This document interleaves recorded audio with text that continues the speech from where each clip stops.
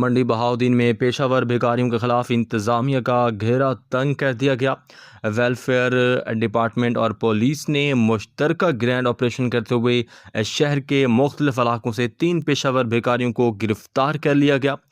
Social welfare department और police के मुश्तरका टीमों ने शहर के मसरूफ़ तजारती मराकज़, चौकों और अवामी मकामात पर कार्रवाई की, जहाँ भीख मांगने वाले अनासर को हिरासत में लेकर कानूनी कार्रवाई के लिए मुतल्लिका थाने मुंतकिल कर दिया गया। इसी हवाले से गुफ्तगू करते हुए deputy director social welfare Atif Ali Waraich का कहना था कि पेशावर गदागर न सिर्फ माशरती मसाइल पैदा करते हैं बल्कि शहरियों के लिए शदीद जहनी अजियत का बायस भी बनते हैं। उन्होंने इंकशाफ किया कि बाज़ अनासर भीख मांगने की आड़ में दीगर गैर कानूनी सरगर्मियों में भी मुलव्विस पाए गए हैं, जिनके खिलाफ ज़ीरो टॉलरेंस की पॉलिसी अपनाई गई है।